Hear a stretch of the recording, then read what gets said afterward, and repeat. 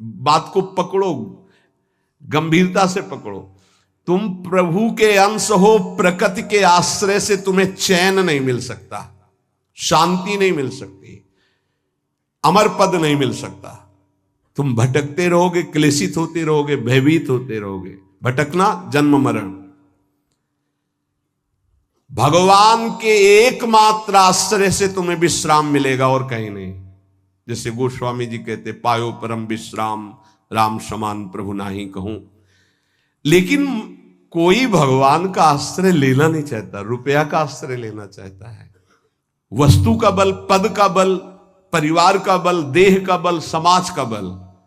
तब तक भगवान के दर्शन हो जाए, लोग बातें बनाते समझते नहीं। अरे द्रौपदी जी अवतार हैं, द्रौपदी जी कोई जन्म नहीं लिए, अवतार हैं, शक्ति का अवतार हैं, यज्ञ कुंड से प्रकट हुई। लेकिन आश्रय दृढ़ तब हुआ इस घटना के बाद, चीरहरण घटना के बाद। नहीं, पांडवों का आश्रय था, सभा का आश्रय था, अपना बल का आश्रय था, दांत का आश्रय लिया। जब सब छूट गया तो गोविंद द्वारिका वासिन। ये चीज समझने, कल कुछ संत भगवान आए थे, उनसे यही चर्चा हो रही थी कि आश्रय तत्व पर दृष्टि रखो। कहां आश्रय है तुम्हारा? अंदर से देखो, अभी भगवत प्राप्त हो जाओगे। बिगड़ी जन्म अनेक की अबही सुधरे आज, आज अभी होई राम को। आश्रय राम का, आश्रय हरि का, आश्रय प्रभु का। किसका आश्रय? सूरदास जी महाराज कह रहे हैं, अपबल, तपबल और बाहुबल, चौथो बल है दाम। किसका आश्रय इनमें से? अपना बल, तपस्या का बल, दाम का बल, विद्या का बल। किसका बल है? बोले सब बल कहां जागृत होता है? बोले हारे को हरे नाम। जो भगवान के आश्रित हो गया, नाम के आश्रित हो गया। ये जितने आश्रय ये टिकाऊ नहीं है, प्रत्युत ये तुम्हें भ्रमित करके तुम्हारे समय को नष्ट करने वाले हैं। जिसने धन का आश्रय ले लिया, पतन है, शास्त्र कह रहा है। क्यों पतन है? खूब बल आ जाता है अंदर, क्योंकि गलत आश्रय लिया ना धन का। अब वो मतवाला हो जाता है, शराब पीना, मांस खाना, व्यभिचार करना, ये उद्दंडता ही उद्दंडता आने लगती है।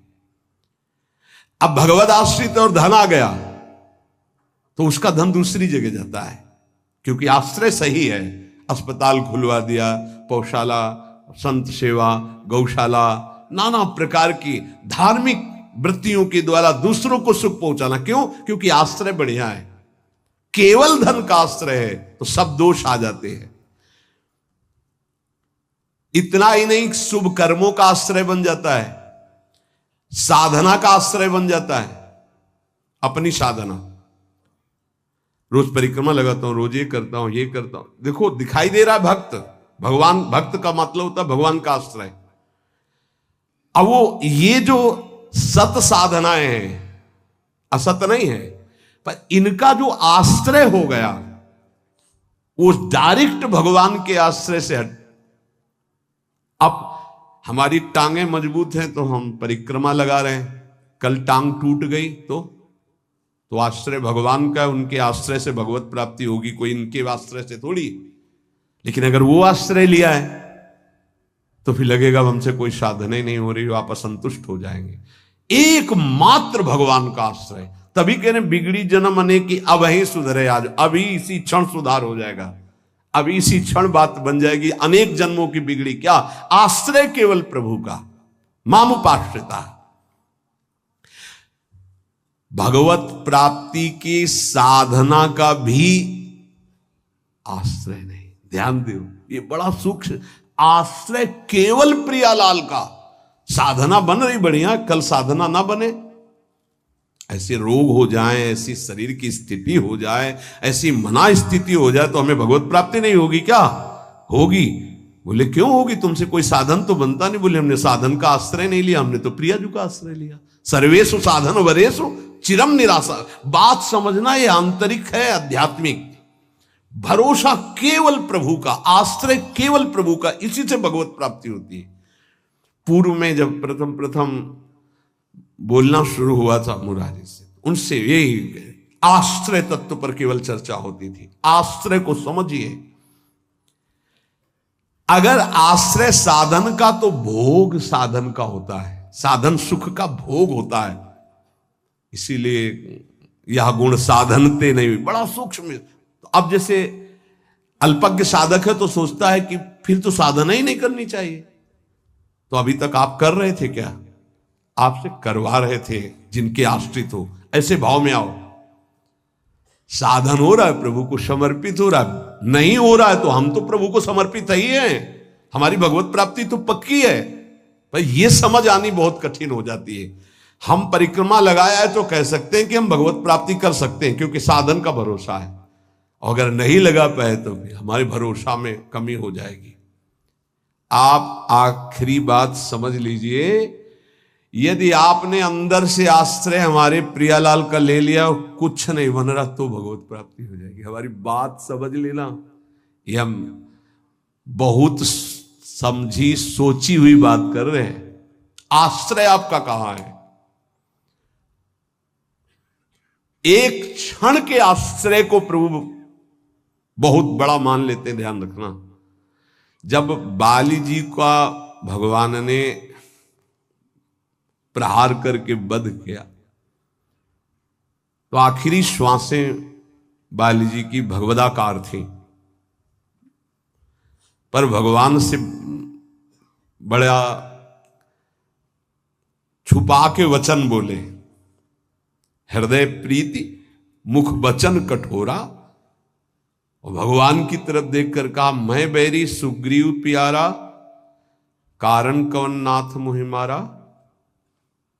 हम दोनों भाई हैं, हमें अपने भाई की हर चेष्टा को पता है। जैसा मैं वैसा मेरा भाई।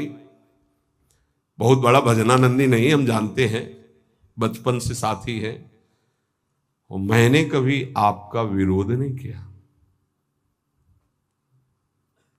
आपने मारा क्यों मुझे? जो सूक्ष्म बात भगवान, तुम ये जानते थे कि सुग्रीव मेरे आश्रित हो गया है? अरे अभिमानी, मेरे आश्रित का वैरी मेरा वैरी होता है। तो कितने दिनों के आश्रित हुए थे सुग्रीव जी? कोई माला चलाई थी, ध्यान किया था, तपस्या की थी, और निष्काम आश्रय नहीं था, सकाम आश्रय था। बाली मारा जाएगा, मैं किष्किंधा का राजा बनूंगा। और जब राजा बन गए, महाराज जी राम जी प्रवर्षण पर्वत पर रहे, एक दिन भी दंडवत करने न दिन में गए न शाम के गए, 4 महीना नहीं गए। फिर वहां से भयभीत वाले वचन जब भगवान लक्ष्मण जी को कि जाके बोल दो कि जो बाली को वही बाण तूड़ीर में है उसमें, तब आके दंडवत, नाथ विषय हरि लीने से ज्ञान। हम आपको बात बता रहे हैं प्रमाण सहित। भगवान ने जो वचन कहे उस बहुत मानने और समझने वाली बात। तुम जानते थे कि सुग्रीव मेरे आश्रित हो गया। अरे अभिमानी, तुम मारना चाहता मेरे आश्रित का वैरी मेरा वैरी, मेरे आश्रित का मित्र मेरा मित्र, इसलिए मैंने तुम्हें मारा। फिर वो आगे की जो बात अनुज बधु भगनी सुत नारी, व्यवहारिक की बात कही, आंतरिक बात जो कही, मेरा शरणागत मेरे आश्रित। अन्य आश्रय टिकाऊ नहीं है, पहले दिमाग में रख लो। यहां तक कि साधना का आश्रय भी। इसीलिए सर्वेषु साधन वरेषु चिरम निराशा। साधना का आश्रय साधन का भोग करवाने लगता है। साधन का भोग क्या होता है? एक अहम में सुख। दिन में 3 परिक्रमा लगाता हूं वृंदावन की, वो अहम में जो आश्रय बैठ गया साधना का, ये अहम भोग कर रहा है उसका। 3 लग गई तो कोई बात नहीं, 3 दिन नहीं लगी तो कोई बात नहीं। उन्हीं के तो आश्रित। मान लो कोई ऐसी शरीर की अव्यवस्था, प्रमाद नहीं होती, प्रमाद नहीं होता भक्तों में। आश्रय हमारा प्रभु का, जैसी उनकी रुचि हो वैसा चलावे। बहुत बढ़िया साधन बन गया तो हमें कोई हर्ष नहीं है, और कोई साधन नहीं हुआ तो हमें कोई शोक नहीं है। ये स्थिति समझना बड़ा कठिन है। जब तक उपासक भगवान के आश्रित नहीं होता, तब तक वो किसी न किसी पराधीनता को स्वीकार करता रहता है, और इसीलिए उसका दुख नहीं मिटता। अन्य आश्रय परिणाम दुख। ध्यान रखना, प्रभु के सिवा अन्य आश्रय बराबर दुख। प्रभु का आश्रय बराबर सुख दुख की निशानी नहीं। संसार में प्रगट आश्रय भोगों का, शरीरों का, पदों का, धन का बड़ा आकर्षण है।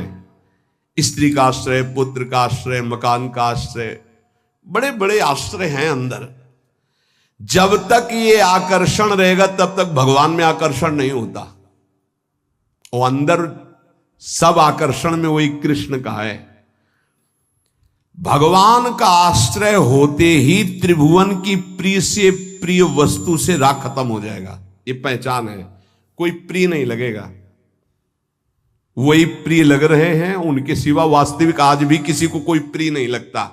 अगर वो अंतर ध्यान हो जाए तो उस शरीर को फूंक दिया जाता है, जला दिया जाता है, गाड़ दिया जाता है। क्या ये प्रियता रही? प्रियता तो प्रभु से ही थी। देखो, प्रगट में देखने वाले की दृष्टि में और वर्तमान की स्थिति में बड़ा अंतर हो सकता है।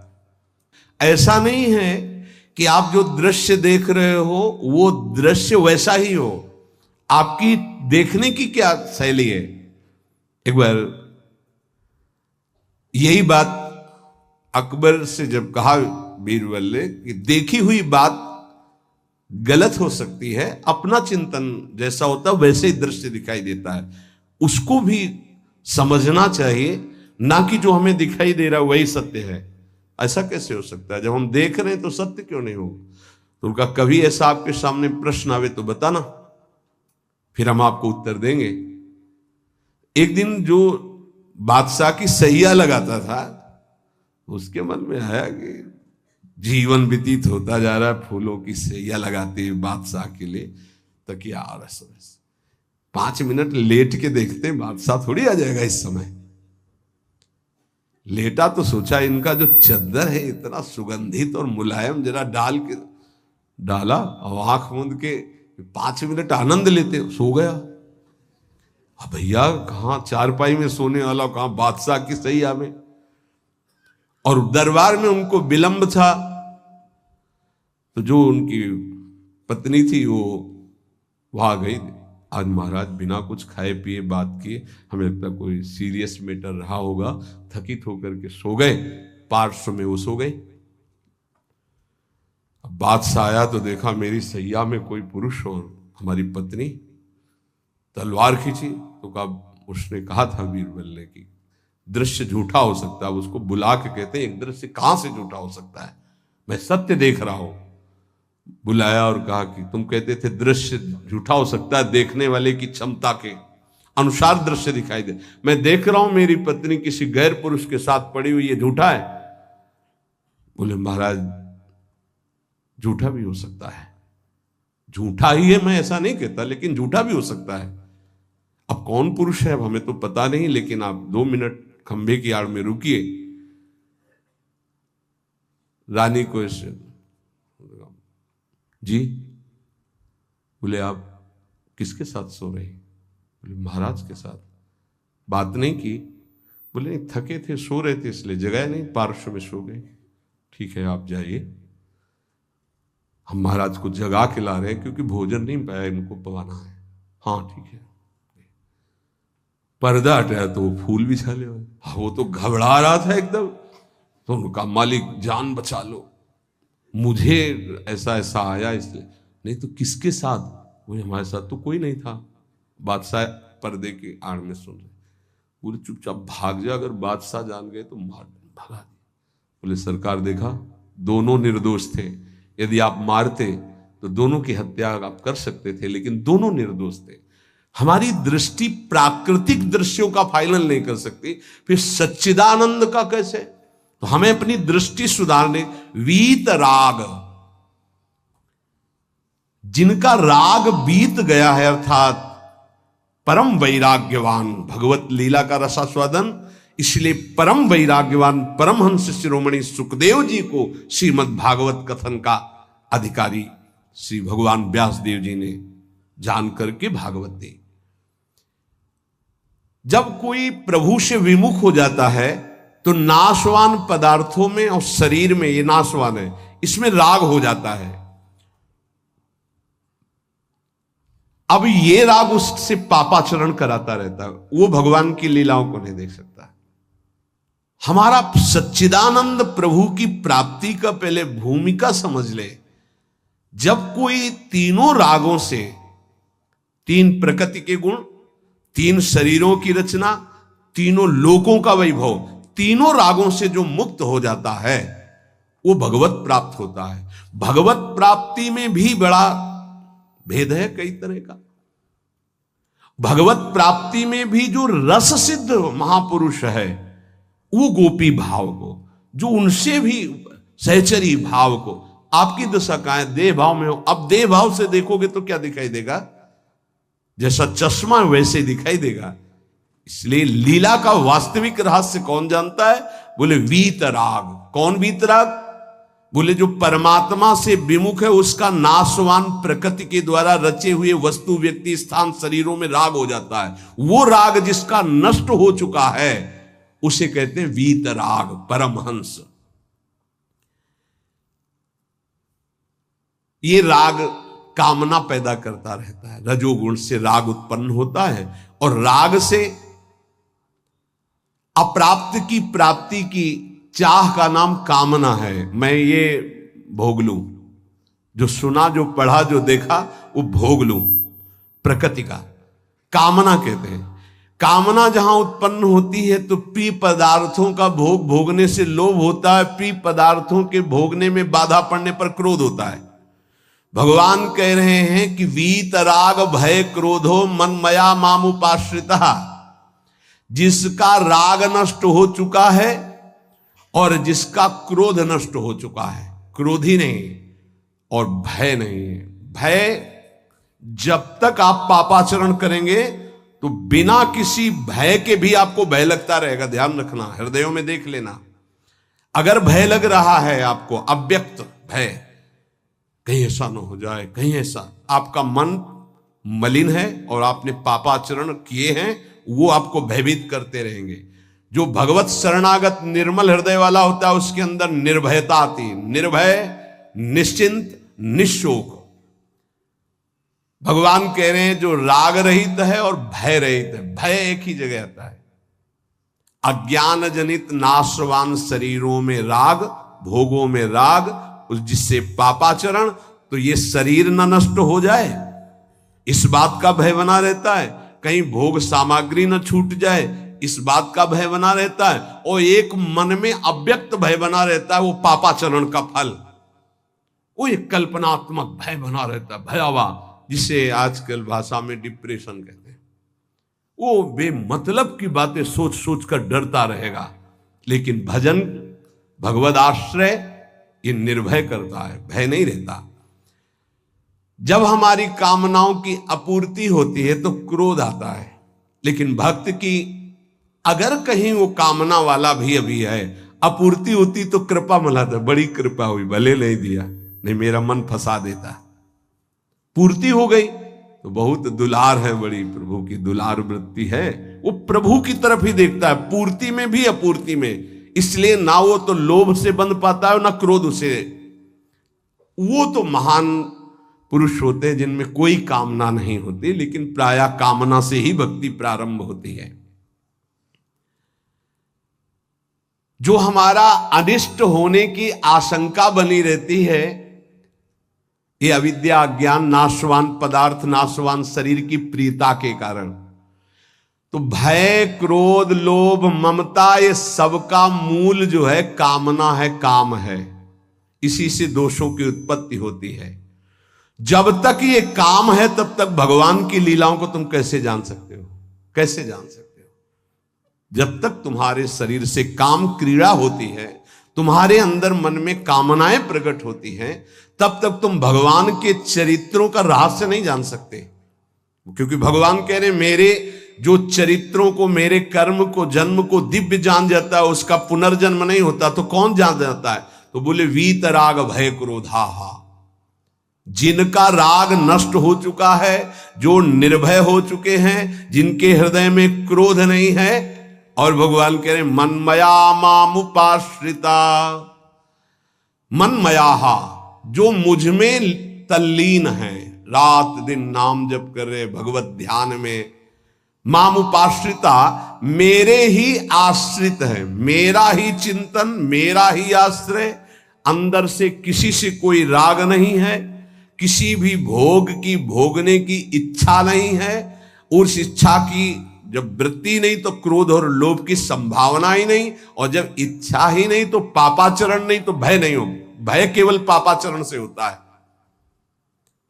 निर्विकार हृदय कूटस्थ स्वामी थे, हिमालय में भ्रमण कर रहे थे। एक शेर की गर्जना हुई, घुर्राता हुआ सामने आया तो छड़ी लिए हुए थे पूज्य पादुड़िया बाबा के। ऐसे छड़ी लगा खड़े हो गए, बोले यार सुन, तेरा आहार अगर ये निश्चित हो चुका है तो तू गुर्रा मत इसे खा ले, अगर आहार नहीं निश्चित हुआ है तो तू जा। वो चला गया। कितने निर्भय कि सिंह के सामने भी एकदम ऐसे, क्यों? क्योंकि वीतराग है, शरीर से राग नष्ट हो चुका है। श्री भगवान कह रहे कि माम उपाश्रिता। देखो बहुत सुंदर बात कह रहे, ध्यान देना। अपने लोगों का स्वभाव है बिना आश्रय के जी नहीं सकते, किसी न किसी का आश्रय। शरीर का आश्रय, रुपए का आश्रय, विपरीत शरीर का आश्रय, पद का आश्रय, विविध भोगों का आश्रय, नशा आदि का आश्रय। बिना आश्रय की जी नहीं सकता, आप ये समझ लो। ऐसी मान्यता हो चुकी है। और आश्रय अगर ये सब छोड़ दे तो अमर हो जाए।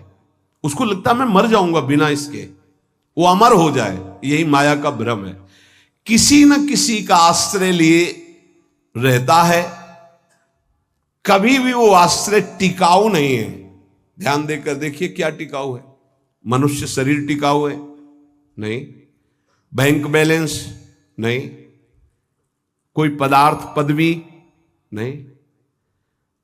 बहुत ध्यान देने योग्य बात है। परमात्मा के अंश तुम्हारे अंदर जो एक आश्रय लेने की वृत्ति प्रकट हुई है प्रकृति से, यही बंधन है। और इस बंधन को तुम तभी छुड़ा सकते हो जब प्रकृति को जिसने रचा उसका आश्रय ले लो, परमात्मा का, प्रभु का। भगवान का अंश जब तक प्रकृति के कुछ भी आश्रय रखेगा तब तक वो भय, क्रोध, लोभ, राग इनसे पिटता रहेगा। चिंता, शोक, नाना प्रकार की। वीत राग, बहुत सुंदर बात है। लीला का निर्विकार स्वरूप अनुभव देखो। अगर गोपी प्रेम में तनिक भी कोई ऐसी बात होती तो परमहंस श्री सुखदेव जी, जो लौटकर अपने पिता का मुख नहीं देखा, जब पुकार रहे थे, माता को तो देखा ही नहीं, वो भला ऐसे विलास को कभी गा सकते थे? विचार कर। बृहस्पति शिष्य उद्धव बंदे नंद ब्रज स्त्रीणाम पादरेणुभीक्षण सा, अंतिम समय स्तव का गायन करते। भीष्म जी उस समय गोपी जनों का चिंतन करते हैं, भगवान की उस लीला विलास का। क्या है ये गोपी प्रेम? कोई ऐसी रहस्यमयी प्रेम वृत्ति है जो बड़े बड़ों को समझ में आने वाली नहीं है। इसलिए गायन करें। गायन से आप रास पंचाध्यायी के फलस्तुति को पढ़िए, उसमें लिखा है ये श्लोक, पुरा में आग्ने विक्रीडितम ब्रजबधु भीरदम च विष्णु। इस श्लोक में है कि जो श्री कृष्ण की इस रासलीला का जो गोपी जनों के साथ भगवान अद्भुत सुख वर्षा कर रहे हैं, इसका जो गायन करेगा, पाठ करेगा, वो हृदय रोग से रहित हो जाएगा। ये हृदय रोग को निर्मूल करने वाली लीला, अर्थात काम का सर्वनाश करके प्रेम प्रकाशित करने वाली। श्रीमद चतुरासी जी की फलस्तुति में लिखा है, भवजल निधि को नाव और काम पावक को पानी। काम रूपी अग्नि को शांत करने के लिए लीला जल है। चतुरासी जी का गायन निष्काम करके प्रेम प्रकट करता है। यहां प्रार्थना है, अर्थ की तरफ दृष्टि मत ले जाना। अगर अर्थ कभी आप पढ़ भी ले तो उसको चिंतन में मत आओ, उसको छोड़ दो। जब तक आपकी भाव दशा ठीक नहीं है, अभी आपके अंदर काम आता है, आपके अंदर नाना प्रकार की वासनाएं हैं, आप नहीं समझ पाएंगे। आप उसे प्राकृतिक भाव से अगर देखेंगे तो बात ठीक नहीं, क्योंकि प्रिया प्रीतम सच्चिदानंद में आपकी बुद्धि प्राकृतिक भाव सच्चिदानंद पर आरोपित करना, फिर वो बिगड़ जाएगा। इसलिए यहां प्रार्थना करते हैं, नवनिवृत्त निकुंज के पदों का गायन, चिंतन भागवत गीता जी के सिद्धांतों का, देह राग को शिथिल करके फिर चिंतन जो प्रकट होता है वो आंसुओं से भींगे हुए कपोल वाला होता है। गदगद सुर नैना सजल, दंपति रस रहे भीन। इसलिए उपासक को चाहिए कि जब तक देह भाव शिथिल न हो जाए तब तक ऐसे ऐसे श्लोक रस भरे हैं जिनको आप बिल्कुल नहीं समझ सकते। इसलिए भगवान की अवतार लीला, भगवान के उपदेश, देखो शास्त्रों में हमने पाया कि जब अपने शिष्यों को उपदेश गुरुदेव करते हैं तो उनसे कहते हैं कि देखो भाई, मेरे उपदेश से जो मेरा आचरण न मिलता उसे कभी स्वीकार मत करना। मेरे उपदेश से जो मेरा आचरण या शास्त्र की आज्ञा से जो मेरा आचरण न मिलता हो उसे कभी अनुकरण मत करना। क्यों? क्योंकि तुम्हारी स्थिति नहीं है, तुम अनुकरण करोगे परास्त हो जाओगे। मेरा जो तुम्हारे लिए उपदेश है, शास्त्र की जो आज्ञा है, उसके अनुसार चलना। आप सोचो, जगत गुरु भगवान श्री कृष्ण की लीला का कोई अनुकरण कर सके? जैसे रास लीला का नहीं कि भगवान इतनी गोपियों के साथ नृत्य कर रहे, भगवान के इस दिव्य प्रेम विलास को तुम रास किसको संबोधन कर रहे? बोले रास रचा के आ रहा है। घोर अपराध भरे शब्द बोल रहे हो। भगवान रास जो कर रहे हैं वो आत्म स्वरूप का विलास है, वो किसी व्यक्ति या स्त्री पुरुष का नहीं है। भगवान ने जो कुछ लीलाएं ऐसी की जिनका अनुकरण स्वाभाविक करके हम प्रेम मगन हो सकते हैं, कुछ लीलाएं हैं जिनका गायन करके प्रेम में मगन हो सकते हैं, कुछ लीलाएं हैं कि पढ़ सुन करके हम गर्वित हो सकते हैं, मेरे प्रभु ऐसे। तो रास लीला के पहले भगवान की जैसे लीला एक आती है गोवर्धन लीला, फिर रास लीला। चलो रास लीला तुम करने के अनुकरण करने की बात करते, चलो गोवर्धन लीला करो। नहीं, भगवान जो लीला करते हैं उनका अनुकरण करो, गोवर्धन लीला करो। अब भी 21 किलोमीटर के महाराज हैं गिरिराज जी।